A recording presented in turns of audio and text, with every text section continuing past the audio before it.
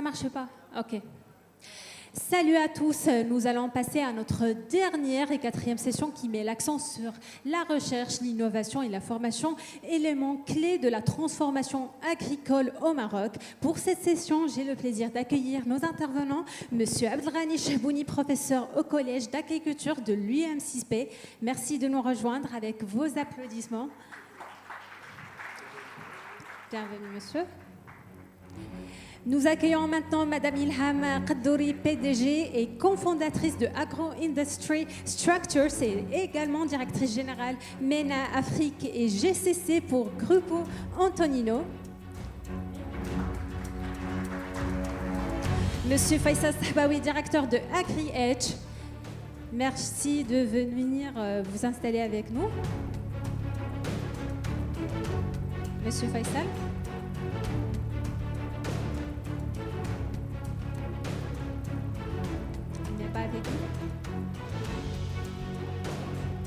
Merci d'appeler Monsieur Faisal, s'il vous plaît.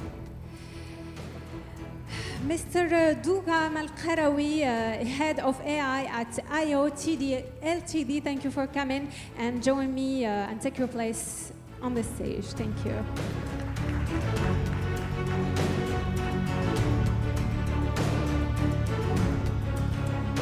Merci à vous tous d'être présents.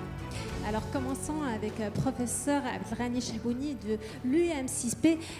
Alors quels programmes de formation sont mis en place pour préparer les ingénieurs aux défis agricoles?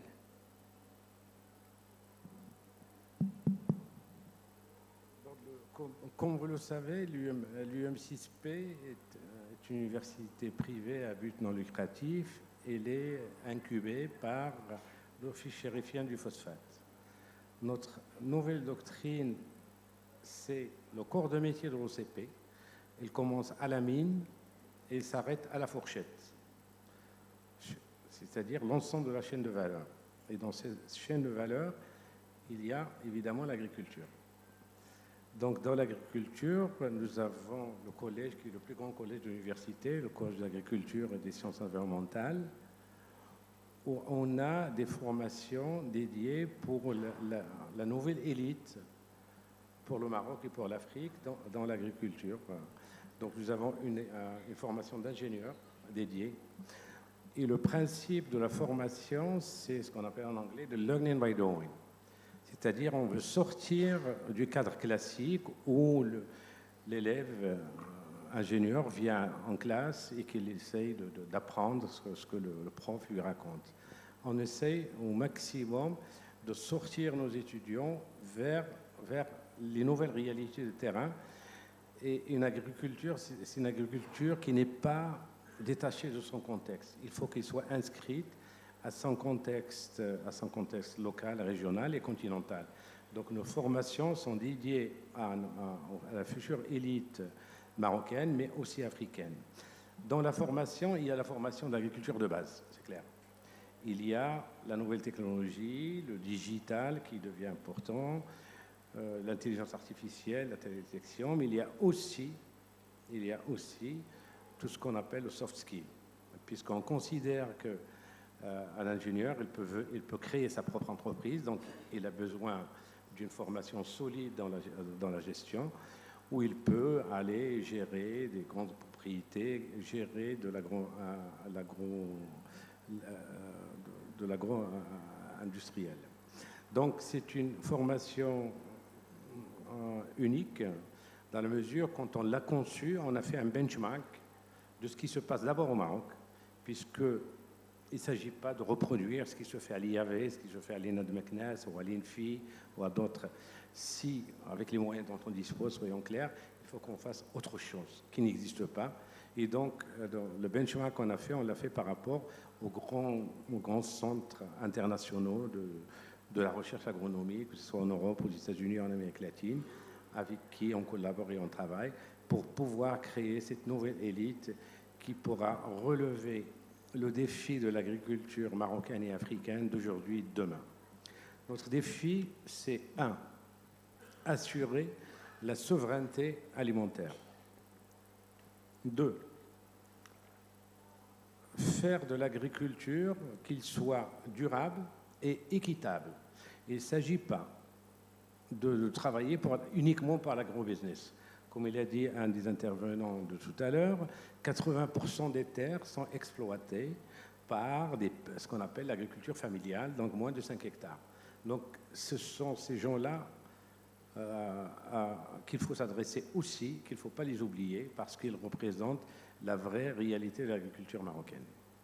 Alors, quels partenariats avec les entreprises permettent justement de rapprocher théorie et pratique?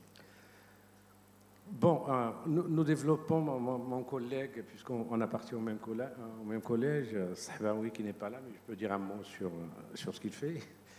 Donc, nous développons des collaborations sur plusieurs niveaux. De toute façon, l'agriculture, c'est quoi? C'est 3 facteurs. Un sol riche, un climat approprié et de l'eau. Le climat, on ne peut pas le maîtriser.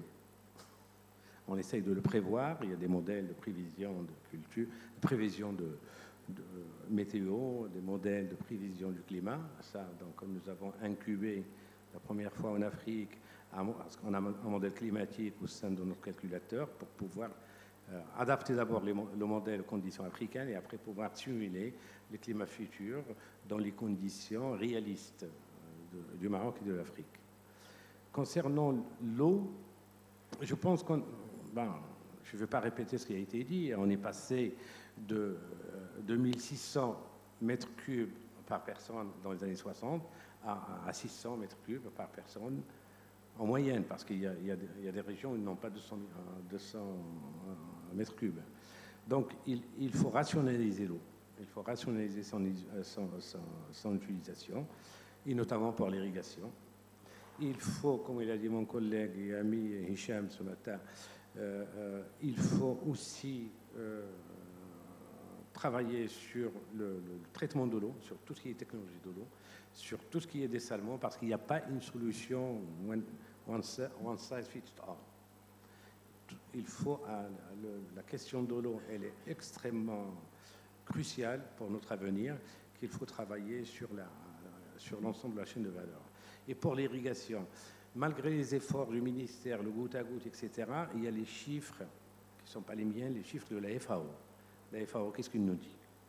Il nous dit que l'efficience d'utilisation de l'eau agricole, elle est autour de 60%. Quand on met ce chiffre-là, efficience 60%, en face des 85% de l'eau disponible qui est utilisée par l'agriculture, ça veut dire que nous avons quand même un espace d'économie d'eau à faire. Donc ça, c'est l'eau et on travaille sur l'estimation des besoins en eau, quand est-ce qu'il faut irriguer et combien d'eau il faut en fonction du sol, des stations logiques de la plante, etc., etc. Et pour ça, on utilise le IoT, on utilise du spatial, on utilise des données au sol, on utilise l'intelligence artificielle. Sur la fertilisation, je pense même si on est incubé par l'OCP, notre objectif, ce n'est pas vendre le maximum de fertilisants. Notre objectif, c'est vraiment donner le fertilisant nécessaire de façon à ce que la plante puisse agrandir d'une manière normale et en préservant les conditions environnementales. Nous avons une doctrine qui s'appelle le 4R, Under Rate Moment, Under Rate Component.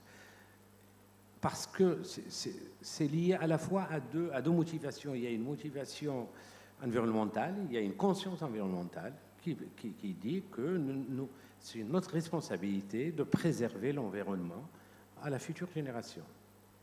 Il y a une motivation purement commerciale.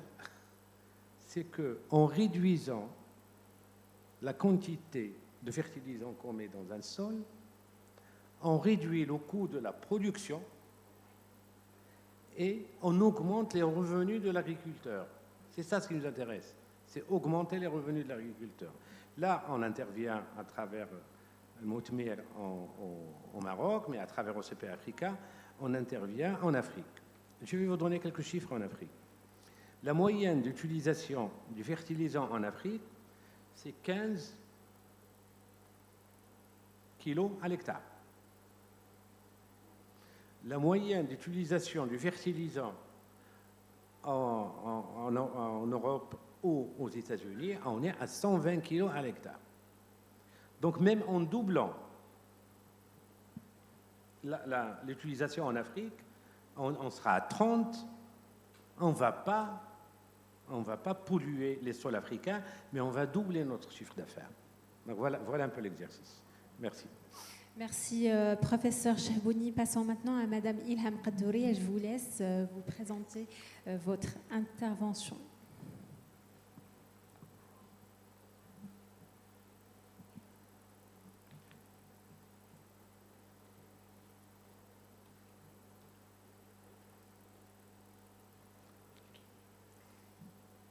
Bismillahirrahmanirrahim, assalamu alaikum ajma'in. Bonjour à toutes et à tous, mesdames et messieurs.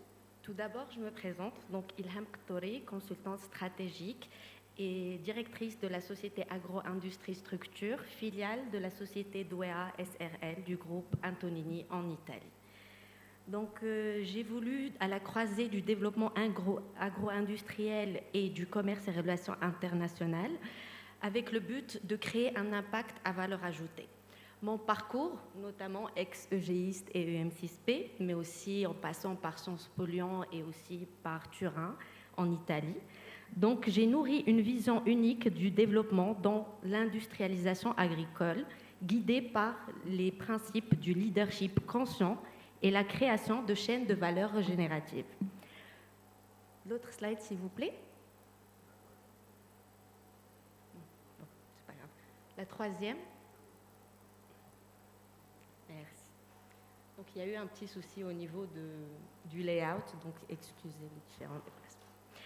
Donc, notre groupe, fort de plus de 30 ans d'expertise, conçoit et déploie des structures modulaires et durables pour l'agriculture et l'élevage, incluant des tunnels agricoles, des étables, des fermes-tunnels pour bovins, ovins caprins, poulaillers, mais aussi tout ce qui est gestion de déchets et transformation agricole. Donc, nos structures, elles sont conçues avec des équipements innovants et aussi connectés sur mesure et 4.0. Nous sommes présents dans plus de 18 pays, notamment avec une filiale au Maroc, une prochaine au Sénégal qui va être créée le mois prochain, Inch'Allah, la Roumanie, et aussi on est étendu dans plusieurs pays européens. Nous accompagnons nos clients de la sélection des investissements à la conception du projet jusqu'à l'achèvement des travaux, avec un conseil et un suivi après-vente assuré par nos différentes équipes dynamiques. Prochaine slide, s'il vous plaît. Donc, le contexte et l'enjeu qui nous relient ici aujourd'hui. Donc, nous devons aujourd'hui opérer une transition essentielle. On doit quand même passer d'une logique de gestion de la rareté à une logique de régénération. Le stress hydrique n'est pas seulement une problématique climatique, c'est un enjeu et un modèle. Agriculture, élevage, industrie agroalimentaire, mais aussi tous les secteurs et même les personnes privées ou civiles consomment jusqu'à 80%, même plus, des ressources en eau et souvent avec gaspillage. Donc la réponse ne peut pas être juste technologique. On doit vraiment penser d'une manière systémique. Prochaine slide, s'il vous plaît.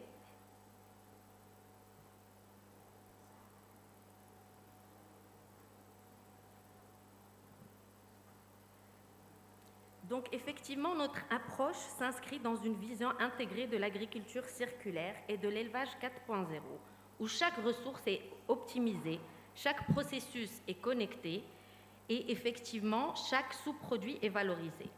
Nous déployons des technologies avancées pour une gestion optimisée des ressources, articulées autour des 5 piliers. Donc, on a 5 piliers technologiques où, quand ils sont bien pensés et surtout bien adaptés aux réalités du terrain, on arrive quand même à sortir des modèles et des solutions qui peuvent nous aider à dépasser les différentes crises dans lesquelles nous passons. Donc, le premier pilier, c'est une agriculture circulaire. Donc, une agriculture circulaire avancée.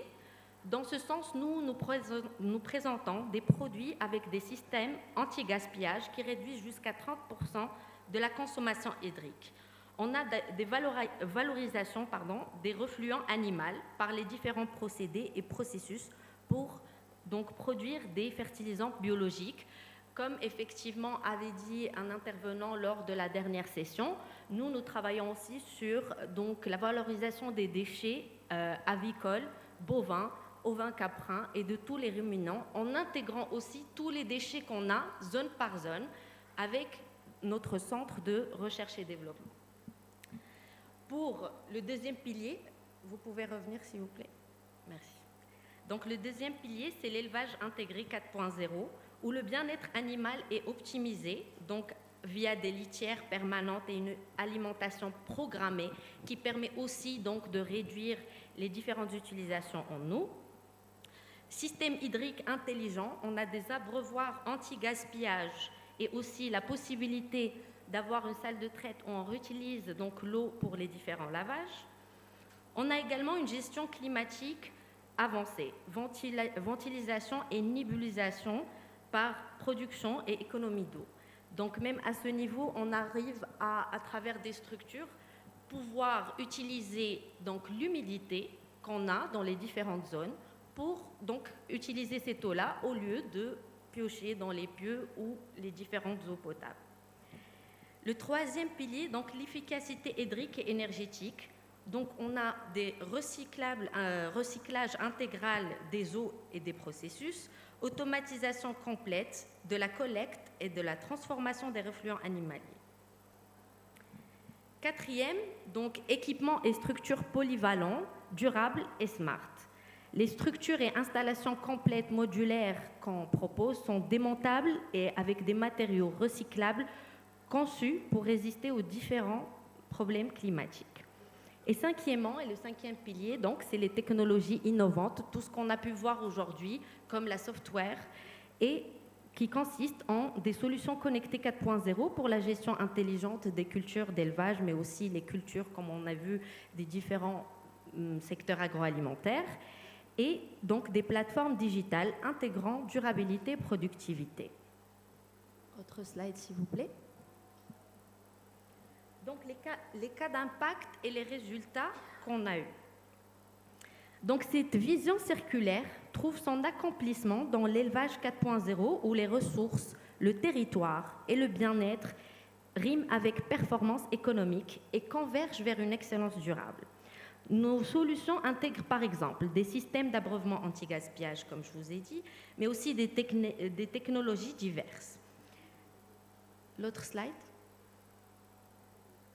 Donc ici, je vais vous montrer un peu la diversité des produits dans les différents secteurs.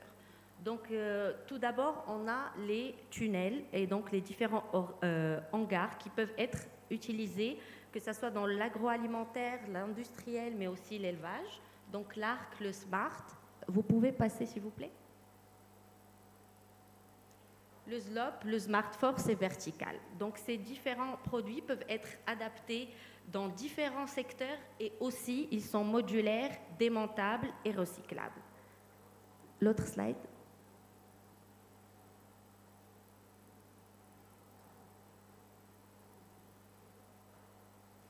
Au niveau de l'élevage, donc on a des différentes structures pour les bovins, les ovins caprins et les poulaillers. Autre slide.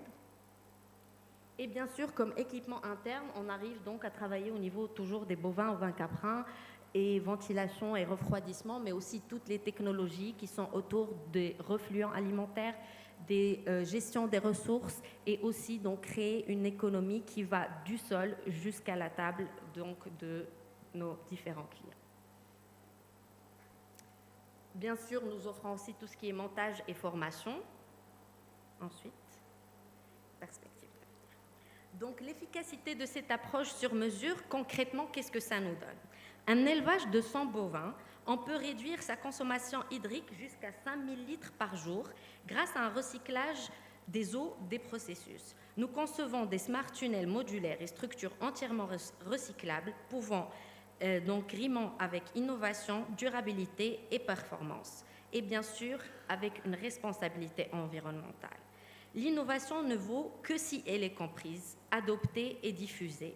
Fort de notre département recherche et développement, et d'une approche sur mesure, nous accompagnons nos clients par la formation et l'adaptation contextuelle.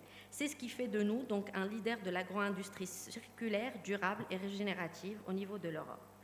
Nous ne commercialisons pas des produits, donc je ne suis pas là juste pour vendre, mais effectivement, nous concevons et réalisons des écosystèmes agro-industriels adaptés à la réalité du terrain, régénératifs, qui s'adaptent non seulement aux besoins de notre client qui est l'agriculteur ou qui est l'éleveur qui a passé toutes ces années donc à vivre les différents changements climatiques, mais aussi aux différents changements donc climatiques, environnementaux et qui peuvent impacter un projet dans un écosystème donc en plein développement, mais aussi qui confronte plein de soucis. Donc, dans ce sens, nous concevons et nous réalisons ces écosystèmes où chaque goutte d'eau est valorisée, chaque déchet devient une ressource et chaque ferme s'inscrit dans une chaîne de valeur résiliente, régénérative à tous les niveaux. Next slide, s'il vous plaît. Encore. Donc, je terminerai par un appel à construire des ponts physiques, notamment entre nos structures et nos territoires, des ponts digitaux entre les technologies 4.0, mais aussi les innovations adoptées à nos réalités. Il n'est plus le temps d'importer les technologies, sachant que pour arriver à ces technologies, les différents pays, ils ont dû passer par une révolution au niveau infrastructurel. On ne peut pas ramener un software alors qu'on a des agriculteurs et des éleveurs qui ne sont jamais allés à l'école, qui arrivent à peine à utiliser donc, un téléphone avec WhatsApp. Donc il faut vraiment former nos différents acteurs au niveau de la chaîne de valeur et au niveau de nos secteurs pour pouvoir créer un changement bénéfique. Un pont humain entre nos équipes, entre les acteurs locaux et les différents talents émergents. Des ponts économiques et géopolitiques, notamment notre situation géopolitique en Afrique, autant que Maroc, mais aussi le continent dans lequel nous opérons aujourd'hui et tous les yeux rivés vers nous avec les investisseurs étrangers, nous devons penser à tous ces ponts-là pour pouvoir créer de la valeur ajoutée pour nos pays. Parce que si on vend juste pour avoir des structures ou par exemple faire une culture d'avocat alors qu'elle a fait un stress hydrique énorme au niveau des pays, on ne pourra pas acheter l'eau par la suite, même si on a l'argent pour le faire. Donc, ceci nous invite à rejoindre une vision, celle d'une agro-industrie qui régénère l'eau, les sols, mais surtout les communautés. Je vous remercie. Merci à vous, à Madame Ilham Qaddouri. Let's finish now with Mr. Duram Al-Qarawi. We are delighted to have you with us. Such an honor.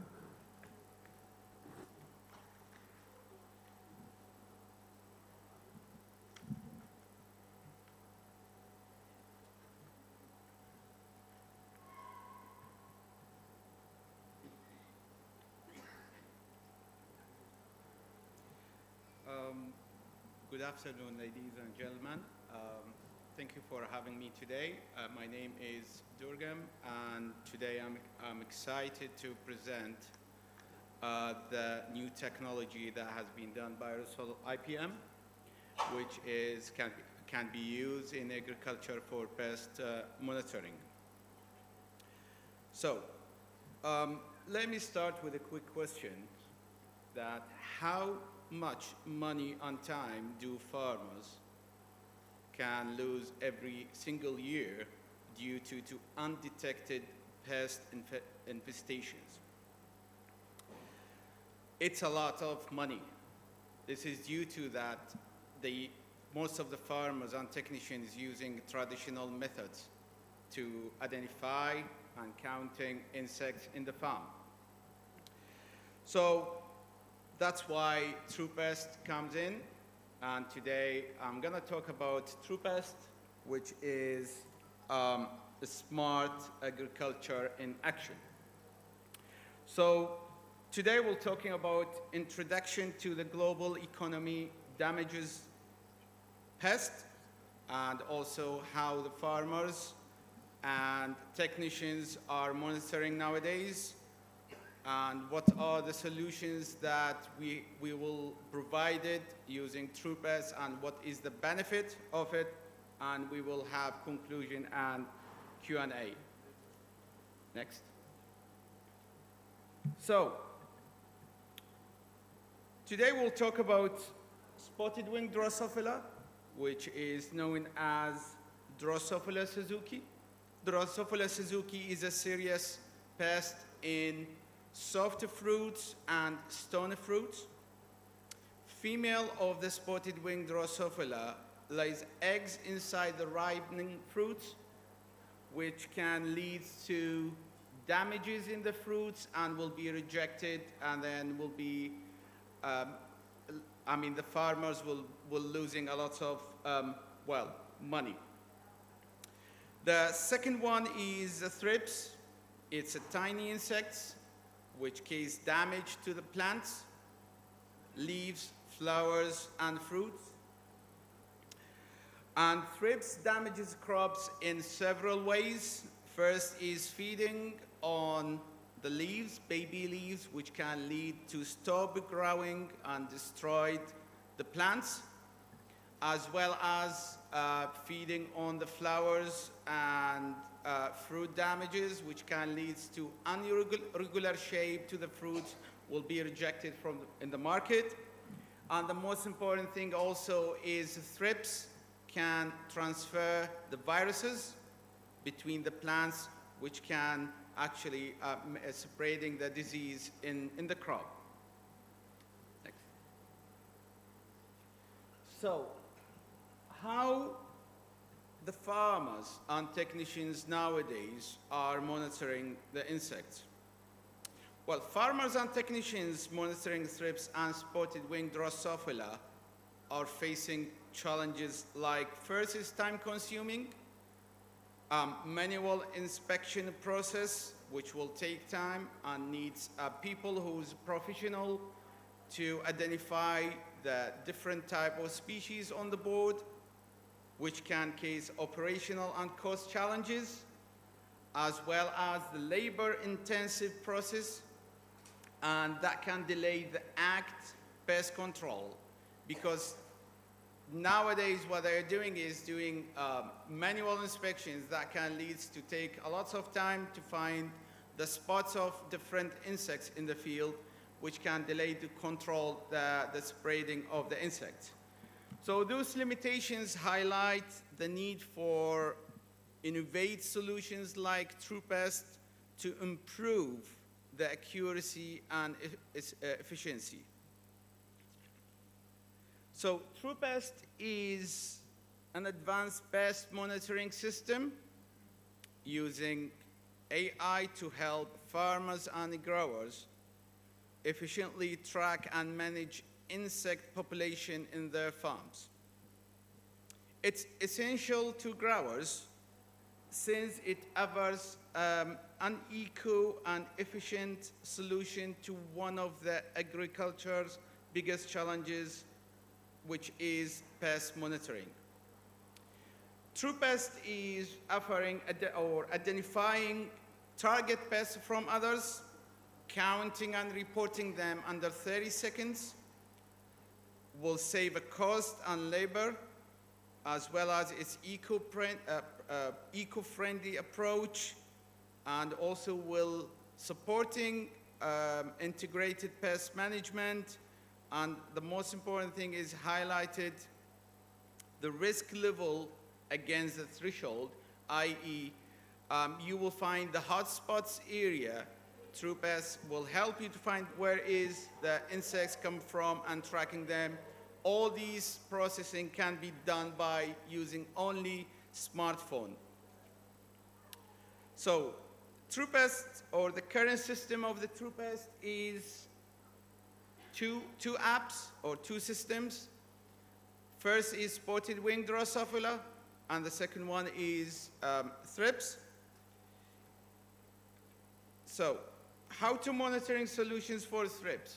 So the system for thrips contains 3 stages, which is, first is the website, which you can see all the results and satellite image on all the information on the dashboard. Second is a mobile app, which can be used when you go to the field to scanning the boards. And the third is the sticky board with a pheromone, attracted pheromone. All of them will be as a combination in order to do monitoring in the crop.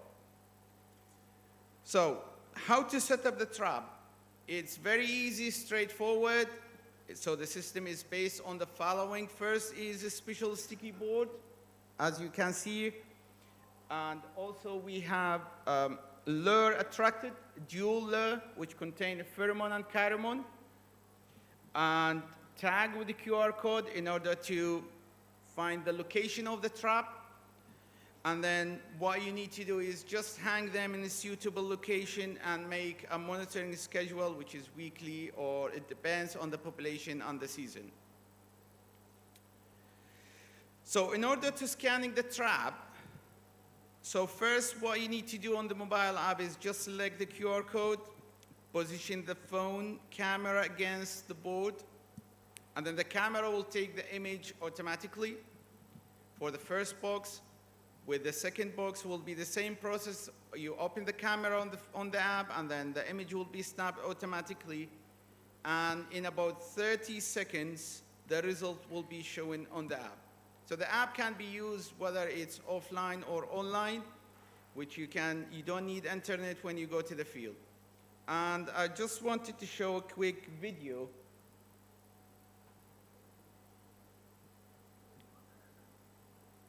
Yeah, so this is how to scan. First, you choose the farm, side, up.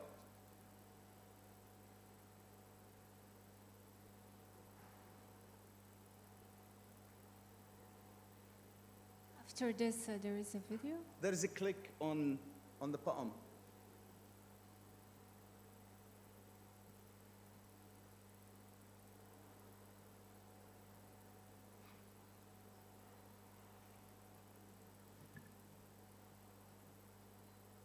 You just move the pointer to the first one on the bottom, and then there is a play. Yes, here we go. So first you select the farm, then what you need to do, you just position the phone opposite to the box. Then the image will be snapped automatically when the condition is satisfied, and then we'll be counting from 5 seconds to 1 until the condition is satisfied. When the condition is not satisfied, we'll show a red, and the app will tell you whether you need to move the phone forward and backward. Then you hit the submit. After that, in about 30 seconds, you will see what you have on your field based on this location. So as you can see here, we have the western flower thrips, and we have non-target, and we have the total thrips. So the total thrips on the board, and also the specially is western flower thrips. So, next. Also on the mobile application, we have another features, which is Snapshot. Snapshot will give you a quick overview about traffic light system. We show red, amber, green, based on the threshold that will be set up. So as you can see here, this is how many strips in here, how many of them red, how many of them green, how many of them ambers.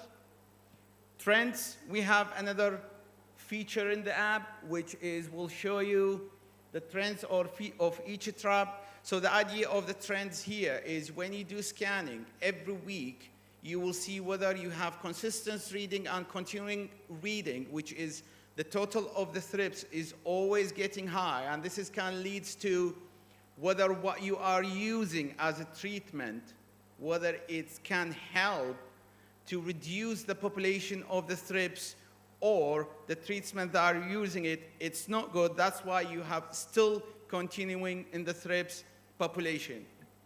Also, we have another features there. We'll show you the map and other features on the app. So we have a website as well, which what's being done on the app regarding to the scanning, everything, adding traps, set up trap, remove traps will be showing on the app. So we have a dashboard, we'll give you a quick overview in the last 7 days what's been done. And also you have a map, a satellite image, and you have a table for single site, polytunnel, or the whole farm. Then you have how many, days for last scan and the accumulation for different scan. Also, you can see the data for the whole season.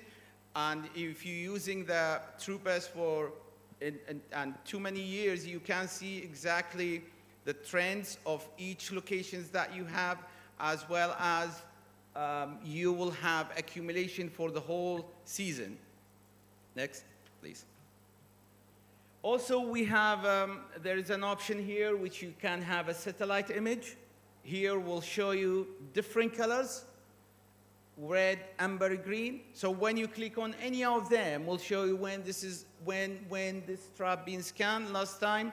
And the most important thing here with this color traffic light system, you can easily track and trace the insects come from where. So instead of doing or do treatment for the whole polytunnel or greenhouse, you will do local treatment, i.e. you know exactly the spots, the hotspot area in your fields. So you would do localization treatments instead of doing for the whole polytunnels, and that can save time and money to the growers.